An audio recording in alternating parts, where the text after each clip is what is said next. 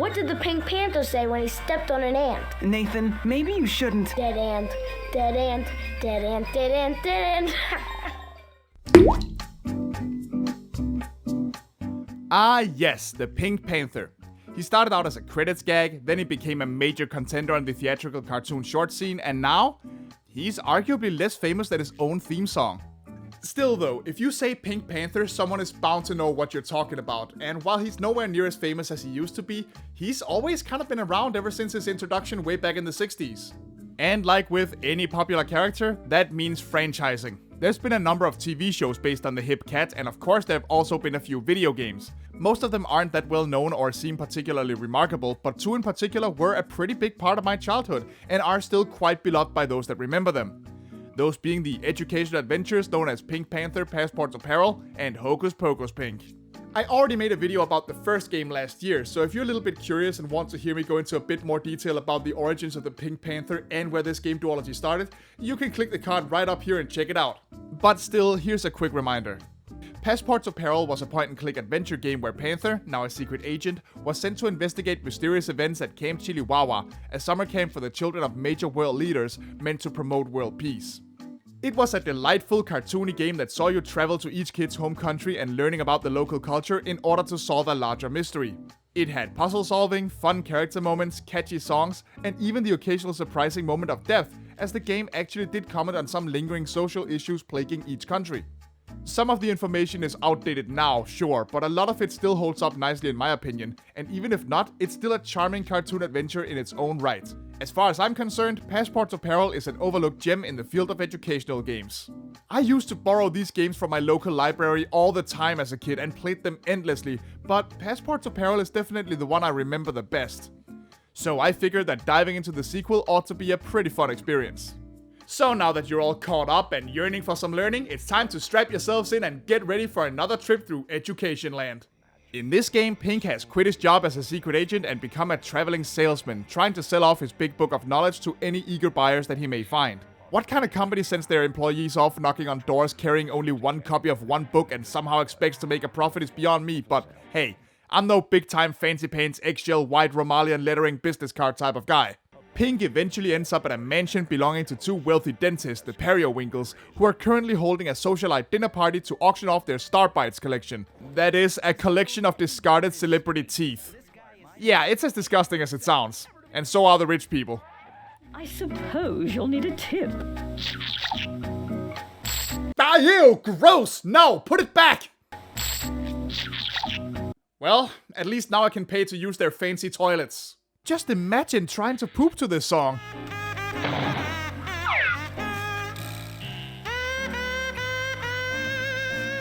Oh yeah, we're off to a great start.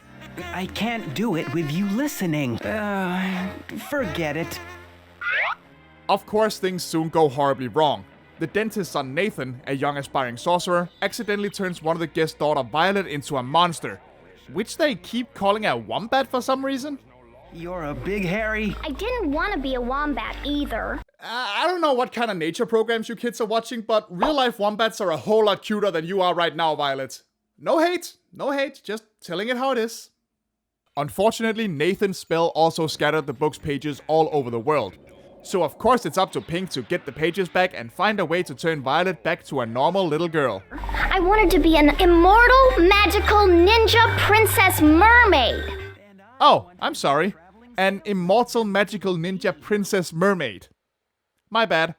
I gotta say, I admire this kid's gumption. She has goals. You just know she's going places in life. I just love that Pink is totally on board with this. He's just like, alright kids, as long as I get my dumbass book back, I'm up for whatever. Now, before we can turn Violet into... immortal, magical ninja princess mermaid. We need some help to figure out the necessary ingredients. So off we go to steal a spellbook from the local creepy wizard named Strangeblood. By the way, I promise not to spend half the video talking about the Danish dub of the game that I grew up with, but do you want to take a wild guess what Strangeblood's name is in the Danish version? It's Miracle Whip. Jeres hengivne mirakelvip. That's just fantastic. After meeting Spot, his magical talking black hole, you know, that thing all wizards famously have, we're off to travel the world to look for spell ingredients and book pages, and our educational adventure can begin. Unlike in the first game, which saw Pink traveling to each country in a linear fashion, we have the choice between 3 locations this time, starting off with a mansion, Siberia, and the Dead Sea, and we'll have to travel back and forth between them in order to find useful items and solve puzzles. It's nothing that changes the game in any major way really, it's still very much the same as the last one, but it does require 1 or 2 extra steps of thinking on occasion, and I gotta say I do rather like that. Now that we're finally playing for real, I think it's a good time to ask if you've noticed that this game seems to be, a little bit wackier than the first one. Like, the magic theme and the crazy dentist socialites aside, and believe me, I'll get to their guests, just look at some of the characters we meet in Siberia. There's a Russian clown who's forgotten how to smile, this nasty-ass crazy toenail lady, and a little girl who's violently obsessed with a Barney the dinosaur knockoff called Blarney the walrus. It's about a big page-colored walrus that sings little rhymes to children, and it all seems fun and innocent at first, but then he slowly brainwashes them to act aggressively and beg their parents for sugared foods. I can't miss it! I want candy! Yep, sounds like Barney to me. Fixing her TV so she can watch her show is actually one of the first major puzzles of the game, and it brings me right back to the awesome cartoon logic I loved so much from the first one. See, you can't fix her antenna because there's a pissed off insomniac bear in this hut trying to sleep. So you gotta give it some warm milk so it can go to sleep and you can adjust the antenna in peace. But since you can't stand there all day looking like a dumbass, you gotta make an ice sculpture of yourself in order to get the job done. It's dumb, it's hilarious, and it's perfectly in line with the first game and with Pink Panther as a whole. I genuinely love this puzzle. Thank you, Pink Panther. I am with Blarney. He is speaking to me clearly now. I love you, Blarney. I better check on her and make sure this Blarney stuff is the kind of proper, wholesome programming a young child needs. Share with me and love me too. Give me what I ask for, or I'll make you black and blue. I told you, I don't want you playing with that big, fat, violent walrus anymore. We are going home. Why, you little... Well, everything seems to be in order, so I'm just gonna go. As it turns out, our first ingredient, a princely laugh with a chilly past, needs to come from this mammoth that was unearthed during an earthquake, but we need another one to free him fully. Luckily, the local crazy lady believes that giant underground rats cause earthquakes, and wouldn't you know it, that's exactly the case. But hey, you should always trust the judgment of a 100-year-old woman who can't tell the difference between Pink Panther and Carmen Sandiego. That is biggest salt leak I have ever seen in my 100 years on Earth. Where in the world is this from, Carmen? Israel, and I am so tired of being compared to that woman. Come on, Pink, you're both red-ish, you both travel the world, and you both have amazing theme songs. I mean, the resemblance is downright uncanny. Carmen Sandiego. Anyway, their king believes that the rats are getting lazy, and getting them all to exercise at once is the only thing that can cause another earthquake. It sure is a good thing we distracted Chuki then, so we can steal some VHS tapes from off of her shelf. But I gotta say, I'm really curious to see what's on these other tapes. Sister Act 16. Okay, that's a pretty nice callback to the in-flight movie from the first game. I like it. Oh, damn! We got the Blarney Christmas special, too. Oh, I gotta check this out.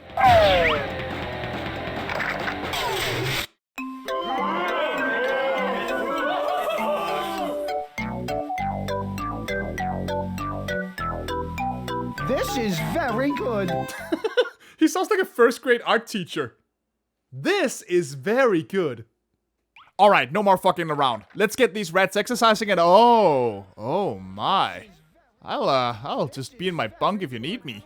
1, 2, 3, 4. Just get your body off the floor. That's right. Work it out. Shake it. Don't break it. It took your mom and dad a long time to make it. Oh, and she made it weird. Okay, we got the princely laugh, but our second ingredient is the only living thing in the saltiest of seas, which means this little fungus guy from the Dead Sea. But we need this guy's tweezers to grab it. Oh, I'm sorry. His pustule popper, as he calls it. Gross.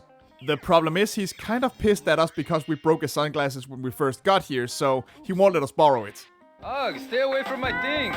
You destructive, talking sunburned cat. Leave me in peace! I'm gonna use that line next time somebody bothers me, just to see how they'll react. Getting the tweezers is a bit of an ordeal that involves going into this dark cave. But thankfully we can light it up with this weird glowing rock I found. Meteorite chunk, presumably. I landed here on June 30th in 1908. Didn't mean to, but I did.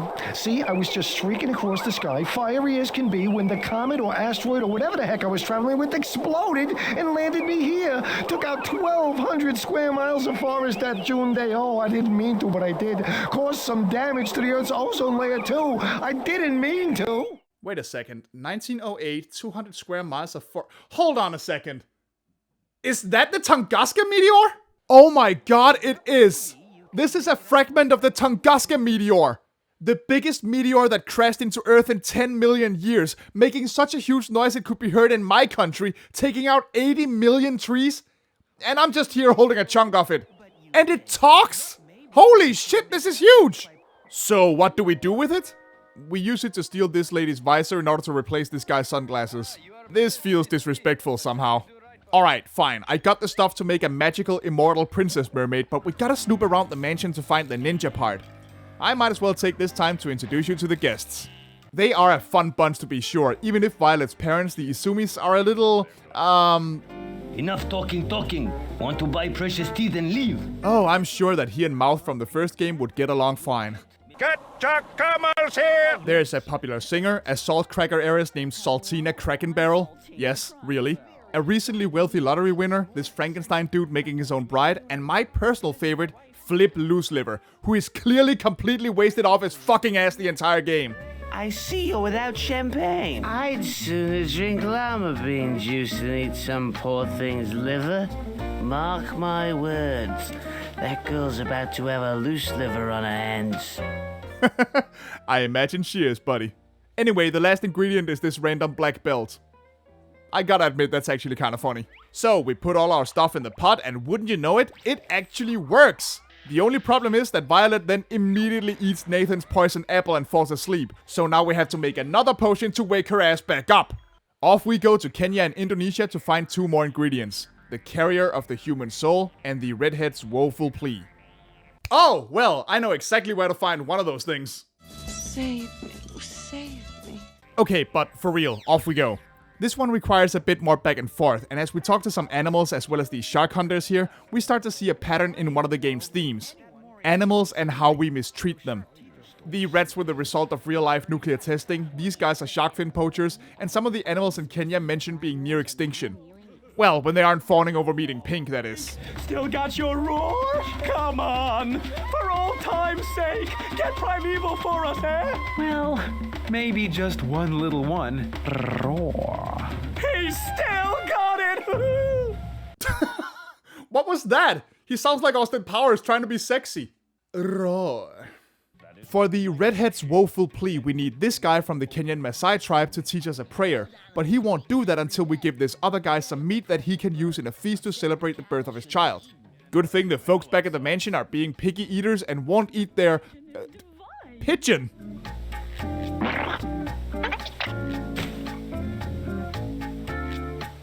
I'm watching my girlish figure. I mean, fair. What about you, Doctor? I'm watching her girlish figure. Okay. Come on, you gotta admit that's funny. Flip won't eat his liver appetizer, so all we have to do is trade him some champagne for it, and whoop, there's the redhead's woeful plea. See, I told you this guy was a drunk. As for the carrier of the human soul, it turns out that's actually an Indonesian hornbill according to native folklore. Before we can go to the jungle and find one though, we have to make it past this vicious Komodo dragon. And her much less vicious comrades. You know, the tourists are giving out dead goats over there, just 'cause they want to watch us feed. Sure is a lot easier than chasing around some nervous ham sandwich. I am not like you domesticated sellouts. Oh, for fuck's sake. You're one of those people who give their favorite indie band shit when they get their first hit single, aren't you? Hashtag not like other dragons. Thankfully, she's not very hard to get rid of. Not with this snake I found. Snake! Poisonous snake! A poisonous snake! Okay, cool. We have the hornbill, we have the woeful plea, and apparently we're tossing in a Greek salad from the dinner table just for the sheer hell of it. Why not? Unfortunately, while this does turn Violet back to normal, it also results in her getting possessed by a kidnap from Greek mythology. Whoops. Well, at least the party guests are surprisingly cool about it. I am the evil spirit of Echidna. I now possess Violet. Hi, Echidna. Hi, Echidna. Hi, Echidna. Hi, Echidna. Hi, Echidna. Hi, Echidna. Hi, Echidna. Hi, Echidna. Hi, Echidna. Hi, Echidna. Hi, Echidna. Hi. Oh, well, that was pleasant. Echidna refuses to fuck off unless she gets to talk to the most powerful man in the universe, which Saltina deduces must mean Zeus. So, off we go to our final location, Olympus. Oh, cool! We get to meet the Greek gods? Yeah, this is my bag. I love mythology. Alright, let's see here. We've got Aphrodite, Dionysus, Ares. Hey man, I'm Ares, god of war. And let me tell you, the family feud is just getting started. Why the hell is Ares Swedish? Are you trying to tell me something, game? Are we at war again? Anyway, Olympus is a hilarious mess. It gets some obscure things right, like Athena springing from Zeus's forehead, but it also claims that Echidna is actually the granddaughter of Poseidon, which, now I'm no Greek mythology expert, but I'm pretty sure that's complete not a bullshit. The gods want me to prove my bravery before they'll help, and ask me to defeat Medusa's sisters. You know, the two other Gorgons you never hear about. One of them is easily taken out by reflecting her stone gaze back at her with the lid of a salad tray, but I need another mirror for the other one. Well, maybe Saltina has something useful in her purse. Sorry about that, Saltina. I'm just gonna rifle through here and... Oh my god, the pigeon was still in there. That's brilliant. Anyway, despite the fact that I just defeated two Gorgons with nothing but a salad tray and a makeup mirror, the gods still won't help me unless I can pass a little Greek mythology quiz. I just don't know why I'm being trained in Greek mythology trivia by Apollo Apollo.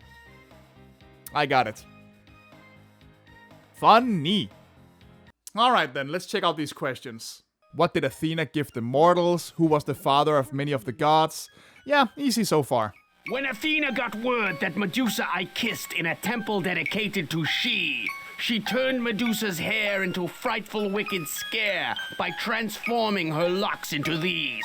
Oh, now, I think we both know you did a little bit more than just kiss her, you fucking lunatic! And just like that, we've reached the end of the game. Poseidon comes with us and drags Echidna's ass back home, just as everyone else realizes that buying gross celebrity teeth is actually pretty stupid and decides to leave. It sounds like a happy ending, but that's when Nathan's angry parents declare that they're going to send him off to dentist school against his will.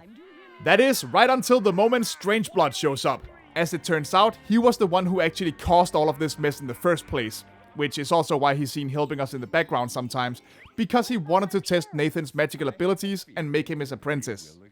So after brainwashing Nathan's parents, because that's a super cool and acceptable thing to do, shut up, the two leave and Pink can go back to his carefree life. And straight back into video game obscurity, as no more games in this series were made. And while I do think that this is a very fun game, I can kind of see why.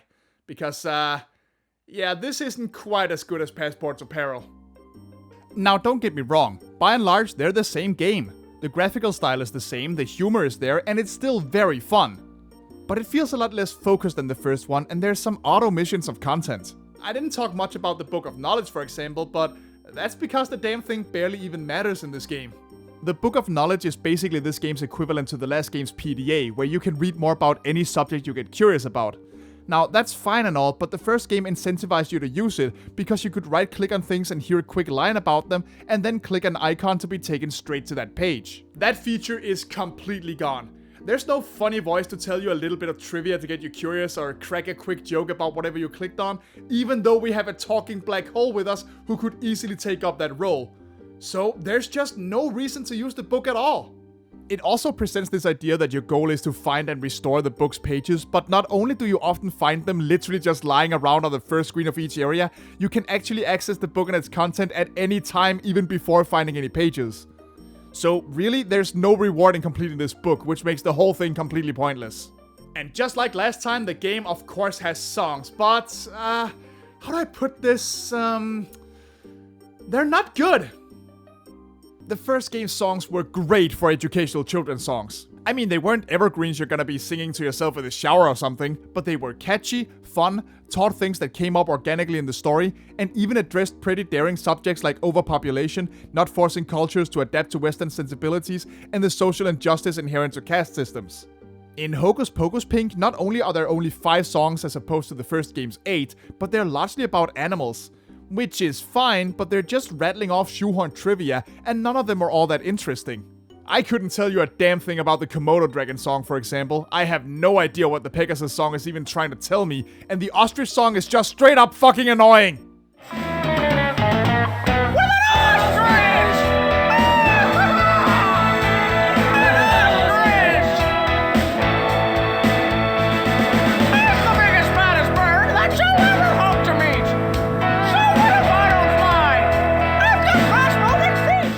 This is very good. Some of the songs don't even finish the story they're telling, which has pissed me off ever since I was a kid. So the Maasai song is all about the myth of why the Maasai tribe started herding cows. Supposedly the cows were a gift from God, and all Masinta, the first Maasai, had to do to get them was not speak a word as the cows descended from heaven. Okay, fair enough. A nearby hunter let loose a big cry. Masinta thought, I hope God don't think that was me. But he did. Oh, okay, and then what happened? Now, the myth is not the only reason Maasai herd cattle. And then what happened? For moving around, seeking water and fresh food keeps nomad people healthy too.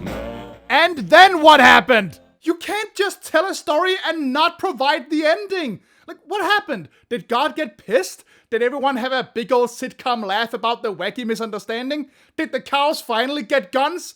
8-year-old minds need to know! The quote-unquote best song is probably the Rats one, largely because it's presented like this fun little show tune, and it's just the rats bragging about how awesome they are. Even if they can't lip-sync for shit. Milli Vanilli-ass rats. The video even briefly references the Vacanti mouse, and with their mention of the rats growing big due to nuclear testing, it's the only song that actually addresses the animal cruelty theme of the game, which really only comes up very briefly, like 3 times anyway. Compare that to the first game, which was constantly talking about the importance of accepting other cultures and working together to form a better future, and this just seems kind of hollow. Like no one was really sure what they were trying to say with it. Not that an educational game for kids needs to be deep, in lack of a better word, but when the first game set such a high standard, this becomes pretty hard to ignore. But hey, all of what I just said is from an adult perspective, I realize that. At its core, this is more of the same from the first game, and I mean that in the best ways possible.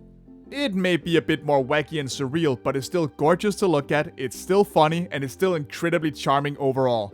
As a little educational duology, these games are great. I loved them as a kid, and nitpicky gripes aside, I love them now.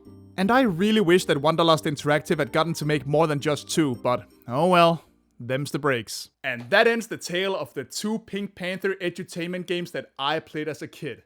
Thank you for joining me on this little trip down memory lane, and I'll see you next time. Bye bye. It's a good thing then that we distracted Chuki so we can steal some VHS tapes off of her shelf. I'm not even remotely hitting them. Ah, fuck.